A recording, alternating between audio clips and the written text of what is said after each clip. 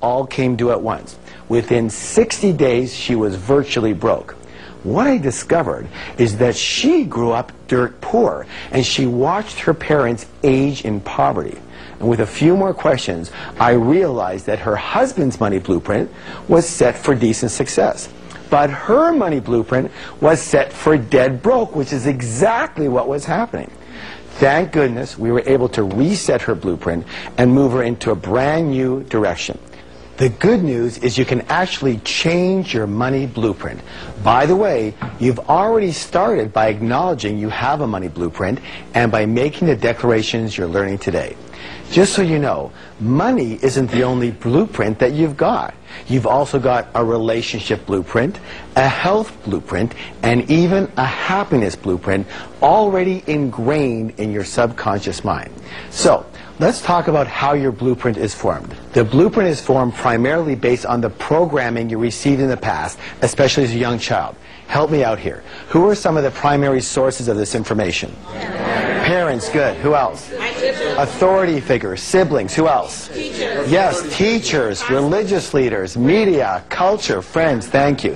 Take culture. Isn't it true that certain cultures have a certain way of thinking and dealing with money? Yes? Yes. And that other cultures have a completely different way of thinking and dealing with money? Yes? Yes. And let me ask you a question. Does the child come out of the womb doing money that way, or were they taught how to do money? Thank you. The fact is, we were all taught how to do money. And the issue is that most of us were taught by people who either didn't have a lot of money or they had a lot of emotional issues around it. And their ways of thinking became our ways of thinking. All right, let's talk about how we're conditioned. 3 primary methods of conditioning. There's verbal programming, there's modeling, and there's specific incidents. Verbal programming. That's all about what did you hear when you were young? What messages did you get? Modeling. That's all about what did you see when you were young? And specific incidents. What did you experience when you were young around money, success, wealth, and rich people? Let's start with verbal programming. What were the phrases or messages that you heard about money and success and rich people when you were growing up? Raise your hand and let me know if you heard this one. Money is the root of all evil. Excellent. We got one there. Rich people are greedy. You have to work hard to make money. That's a really popular one. You can't be rich and spiritual. Excellent. Money doesn't buy happiness. Money doesn't bring love. How about this one? Money doesn't grow on trees. And I suppose nobody but me ever heard this one. We can't afford it. Excellent. Want to hear my father's favorite? Anytime I asked him for anything, he'd snarl at me, go, hey, what am I, making money? I used to joke around with him. I say, I wish. I'll take an arm, a leg. I'll take a baby finger, Dad. He never laughed once. Anyway, in addition to the generic messages that we heard, we also heard about stereotype messages. For example, if you're a man, maybe the message that you somehow got was that your job in life is to be a provider. And if you're not financially successful, you're not a real man. Now, whether you became financially successful or not, how has it felt to have that pressure on you? What have you missed out of in your life? Your family, your fun, your inner peace, because of the stress of what you were conditioned to believe about putting bread on the table. And yet, this is simply a blueprint you've been running. With the lessons you're learning in this program, it can change. In my experience, when you've got money handled, it positively affects every other part of your life. How many of you would agree? Now, excellent. So maybe the message you got was, you don't need a lot of money because when you retire, the government is going to take care of you. You know what? Let me say this. Maybe that made some sense in the past, but as most of us know, the government is almost bankrupt, and I suspect that it won't be long before the Social Security bin is bankrupt too. Then what are you going to do? Newsflash, trusting your financial life to someone else is not a strategy for wealth. So, here's a wealth step that will help you change your money blueprint. Are you ready? Ready. First, it's important for you to know that all change begins with awareness. Very difficult to change something unless you know that it exists. I want you to take a piece of paper, and I want you to create a T-chart.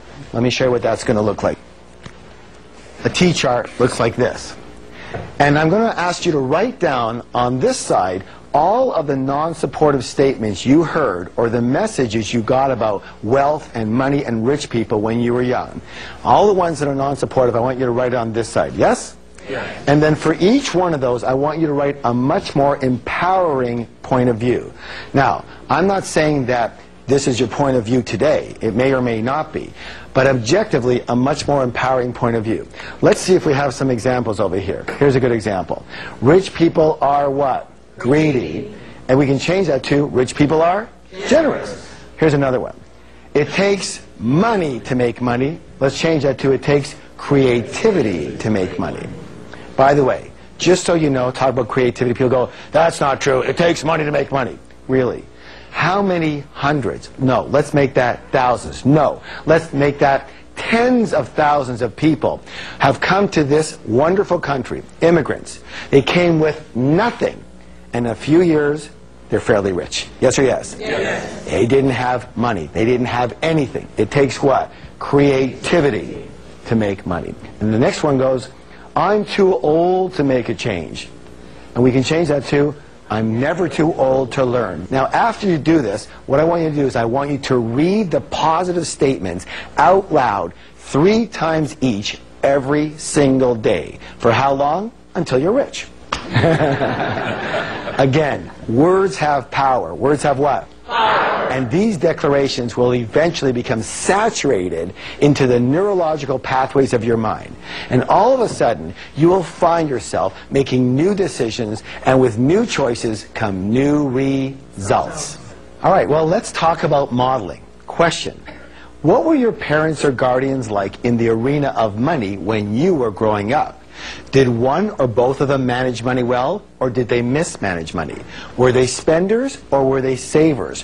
Were they shrewd investors, or were they non-investors? Let me ask you this. Did money come fairly easily in your household, or was it always a struggle?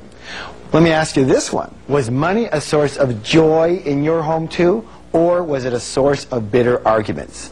Why are we talking about this? Why is it important?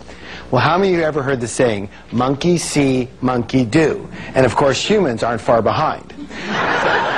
So generally, we will tend to be exactly like one or a combination of both of our parents in the arena of money, unless we go exactly the opposite. Now, why would someone go the opposite? Anger. That's right. Well, it depends on how angry you were at them. By the way, if you're a baby boomer or a senior, one of the simplest reasons you may not be reaching your full financial potential is that your parents or even yourself went through the Great Depression. In which case, because there was never enough, you might be a saver or even a hoarder and overly cautious, meaning you probably don't take advantage of excellent opportunities when they come your way. Or you could have gone the opposite route and became a spender. Why? Because maybe the attitude was, hey, it's going to go anyways, we might as well blow it and have a good time. Of course, neither of these money blueprints work. And this modeling could actually be the main reason you've never reached your full financial potential. Next, let's talk about specific incidents and how a single experience can determine your entire financial life. This next story comes from another seminar attendee. She told me the story that when she was 8 years old, she would hear the clanging of the ice cream truck coming down to the street. She would run to her mom and ask her mom for a quarter. And her mom would say, sorry dear, I don't have any money. Go ask Dad. Dad's got all the money. She'd run over to Dad. She'd go get her quarter. She'd go to get her ice cream. She was a happy camper. Next week, she'd hear the clanging of the ice cream truck coming down the street. She would run to her mom and ask her mom for a quarter, and her mom would say, help me out here now. Sorry, dear, I don't have any what? Money. Go ask your dad. Dad's got all the money. She'd run on over to Dad. She'd go get her quarter. She'd go get her ice cream. She was a happy camper. Question, what did she learn about money? First, that men have all the money. So when she first got married, what do you think she expected of her husband? Yeah, it wasn't quarters anymore.